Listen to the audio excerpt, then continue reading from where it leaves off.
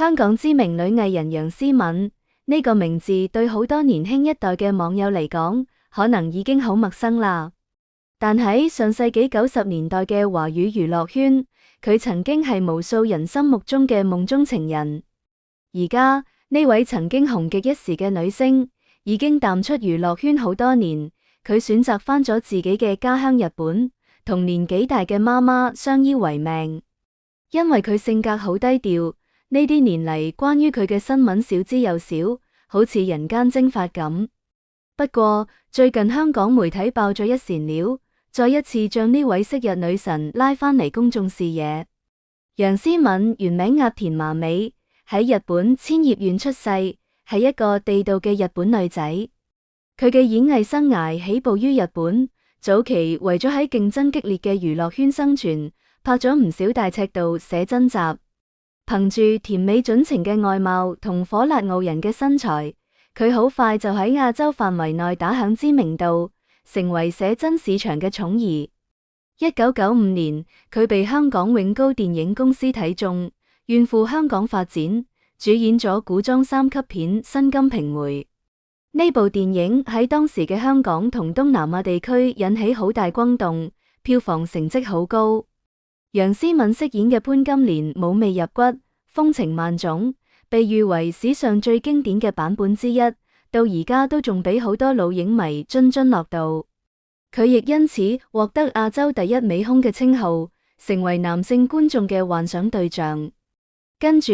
佢又接拍咗《魔鬼天使家有日本妻》等多部影片，成為90年代香港影壇鳳月片嘅代表人物。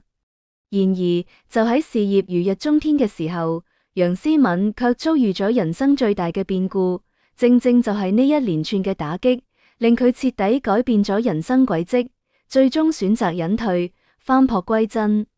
就喺外界以為楊思敏會繼續喺演藝圈大展拳腳嘅時候，佢突然做出一個令人意想不到嘅決定，淡出娛樂圈。其中嘅原因，除咗市場環境嘅變化，更因為佢遇到生命中嗰個重要嘅男人。之前就有香港媒體報道，楊思敏突然同拍咗24年拖嘅富商男友阿魯米分手，正式恢復單身狀態。呢段長達近4分1個世紀嘅感情畫上句號，令唔少熟悉佢過往嘅粉絲感到震驚同惋惜。阿魯米並唔係圈內人，而係一位喺日本從事旅遊業嘅富商。身家豐厚，社會地位唔低，係典型嘅鑽石王老五。兩人喺1999年確立戀愛關係，喺呢段漫長嘅時間裏，佢哋經歷過事業嘅起伏、生活嘅變遷，甚至跨越咗國界嘅阻隔。楊思敏當時主要住喺台灣，為咗愛情，佢甚至將事業重心轉移到台灣。喺楊思敏喺台灣發展期間，阿魯米一直係佢背後堅定嘅支持者，無論係經濟上定精神上，都俾咗佢好大嘅幫助。香港媒體最初披露嘅分手原因好老套，話係因為楊思敏同阿魯米經常分隔兩地，聚少離多，導致感情變淡，所以最終分手。呢種講法當時被好多人接受，畢竟對於豪門富商同女明星嘅組合嚟講，距離往往係最大嘅殺手，亦都係最常見嘅分手藉口。然而，隨住更多內幕曝光，所謂嘅聚少離多似乎只係一個用嚟掩飾真相嘅幌子。楊思敏而家淡出咗演藝圈，一直都陪住媽媽喺日本生活。前幾年因為疫情嘅緣故，阿魯米同楊思敏都好少見面，甚至有段時間長達3年都冇見過面。呢3年對一對情侶嚟講係極其漫長嘅考驗，足以令感情冷卻。由於日本同台灣嘅邊境管制好嚴格，兩人唔可以自由往來。呢段時間，楊思敏專心喺日本照顧年邁嘅媽媽，而阿魯米就留喺日本處理生意。雖然同喺日本，但兩人似乎並唔係同居，而係各自生活。但喺2023年，楊思敏接受傳媒採訪時，佢仲話同男朋友感情好穩定，完全唔擔心男朋友會出軌。當時佢喺台北出席某公開活動，面對媒體關於感情嘅追問，佢笑住回應話，兩人雖然唔常見面，但每日都會視像通話，彼此信任係感情嘅基石。佢又透露男朋友對佢好體貼，甚至為咗配合佢嘅作息時間而調整工作安排。呢番言論當時被視為力破分手傳聞嘅鐵證，令外界以為呢對老情侶能夠修成正果，步入婚姻殿堂。可惜，現實往往比戲劇更殘酷。據香港媒體最新爆料，楊思敏同阿魯米分手嘅原因，並唔係香港媒體報道嘅聚少離多，而係楊思敏覺得拍咗咁多年拖，自己都冇咩名分，所以主動提出分手。呢個內幕消息曝光，徹底推翻咗之前嘅猜測，亦都揭開咗呢段感情背後最為心酸嘅一面。知情人士透露，楊思敏雖然早已經將阿魯米視為終身伴侶，亦都盡到咗做媳婦嘅責任，照顧男方家人，甚至喺阿魯米屋企扮演住賢妻良母嘅角色，但阿魯米始終都冇俾佢一個正式嘅婚姻承諾。雖然男朋友阿魯米喺分手之後都有試過挽回呢段感情，但楊思敏態度相當堅決，最終兩人只能遺憾分手。呢種堅決並唔係一時衝動，而係積壓咗20多年嘅委屈爆發。喺傳統嘅東方家庭觀念裏面，名分對於女性嚟講，唔單止係法律上嘅保障，更係一種被認可嘅尊嚴。楊思敏為咗呢段感情犧牲咗如日中天嘅事業，遠離家鄉，卻始終無法獲得一個妻子嘅頭銜。呢種心理落差最終成為壓垮駱駝嘅最後一根稻草。其實喺分手之前，外界一直以為阿魯米對楊思敏愛得好深，甚至到咗寵溺嘅地步。之前就有媒體報道過，男朋友阿魯米對楊思敏嘅生活細節照顧得好周到。早年，楊思敏定居喺台灣生活，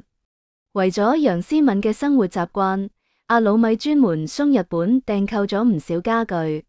當時楊思敏喺台北嘅豪宅，內部裝修完全係日式風格，所有嘅榻榻米、實木家具，連衛浴設備都係阿魯米送日本原裝進口空運過嚟，只為博佢一笑。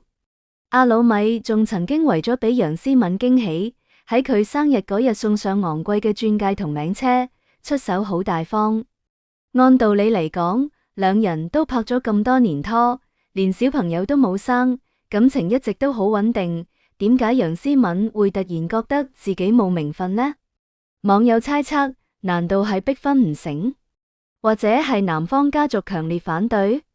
不過對於呢啲，雙方都冇做出回應。但從深層原因分析，呢可能同楊思敏嘅身體狀況以及過去嘅經歷有關。早年嘅經歷俾佢留下咗不可磨滅嘅傷痕，呢亦都令佢喺面對婚姻嘅時候，比常人更加敏感同自卑。佢急需一個妻子嘅身份嚟證明自己嘅價值。值得一提嘅係，呢段分手背後仲隱藏住一個更加狗血同悲情嘅細節。同楊思敏分手之後，阿魯米喺一次身體檢查中查出前列腺癌，好在癌症並唔係晚期，屬於可控範圍。呢個消息傳出嚟，令呢段分手顯得更加令人唏噓，亦都令成個故事嘅走向變得更加撲朔迷離。查出癌症之後，阿魯米並冇將呢件事告訴楊思敏，而係選擇獨自面對。而家兩人已經分手，而阿魯米亦都積極配合醫生治療。有分析認為，阿魯米選擇隱瞞病情同堅決分手，可能係唔想拖累楊思敏，俾佢背負照顧病人嘅重擔。呢或許係佢最後一種保護方式，一種深沉卻又殘忍嘅愛。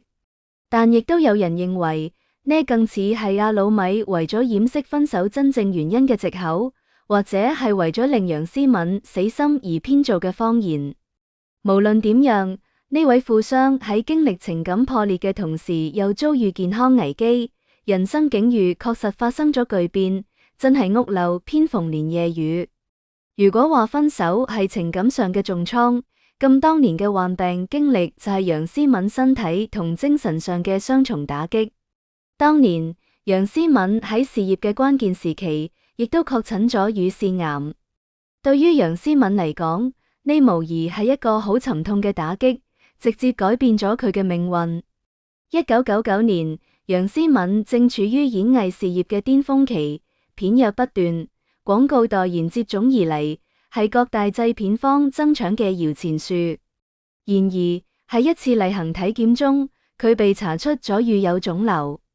畢竟楊思敏都係靠拍鳳月片一炮而功，身材對於佢嚟講肯定係特別重要，係佢立足娛樂圈嘅最大本錢。喺嗰個依靠性感形象立足嘅娛樂圈，身體嘅殘缺意味住事業嘅終結。確診乳腺癌之後，楊思敏就開始咗漫漫嘅康復之路，將演藝事業擱置喺一邊。佢不得不停止所有工作，入院接受治療。呢唔單止係肉體上嘅痛苦，更係精神上嘅摧殘。佢曾經喺後來嘅訪談中坦言，嗰段時間佢極度恐懼，唔敢照鏡，甚至產生過輕生嘅念頭，覺得自己嘅人生已經毀咗。喺醫生嘅建議下，楊思敏第一時間做咗部分乳房切除手術，就係為咗防止癌細胞進一步擴散保命。呢件事對楊思敏嘅影響好大，可以話係佢決定淡出娛樂圈嘅主因。手術好成功，但都俾佢留下咗永久嘅疤痕同身體嘅不對稱，破壞咗原本完美嘅亞洲第一美胸。為咗維持形象，佢後來又進行咗縮乳手術同整形重建，試圖恢復往日嘅傲人身材，但原本天然嘅完美身材已經唔復存在，觸感同外觀都大打折扣。對於一個靠性感出名嘅女星嚟講，呢種心理落差係毀滅性嘅。佢唔可以再好似以前咁自信地面對鏡頭，呢種身體上嘅缺陷令佢產生咗深深嘅自卑感，亦都直接影響咗佢對婚姻嘅看法。佢好怕因為自己嘅唔完美而俾人嫌棄，呢種恐懼喺長達24年嘅戀愛中如影隨形，令佢變得患得患失，極度缺乏安全感。呢亦都解釋咗點解佢最後會因為一個名分而選擇結束呢段關係。喺2023年，楊思敏曾經有一次公開露面，呢亦都係佢分手前最後一次高調談及感情。當時佢接受咗採訪，唔單止提及同男朋友感情穩定，仲撒咗一波狗糧。另外，佢又表示自己對於演藝事業仍然充滿住好高嘅熱忱，似乎有意復出。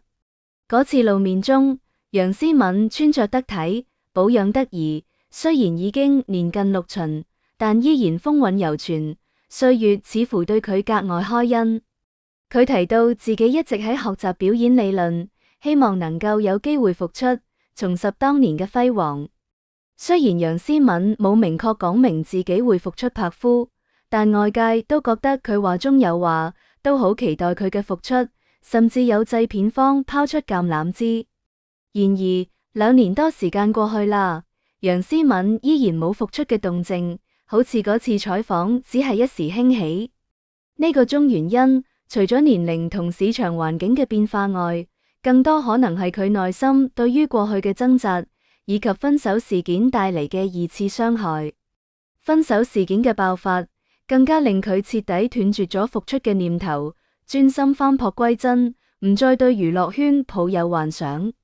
呢次見到楊思敏嘅新聞之後，唔少小伙伴都喺度感慨，真係一個好久遠嘅名字。因為呢啲年，楊思敏確實成為咗娛樂圈嘅失蹤人口，已經好少被人提及，好似俾時代遺忘咗。而家嘅年輕觀眾大多只知網公而唔知楊思敏。更加唔懂當年錄影廳時代嘅瘋狂，但在90年代嘅錄影廳時代，佢係絕對嘅女神，係無數少男嘅性啟蒙對象。佢嘅隱退代表住一個時代嘅結束，代表住港產3級片黃金時代嘅落幕，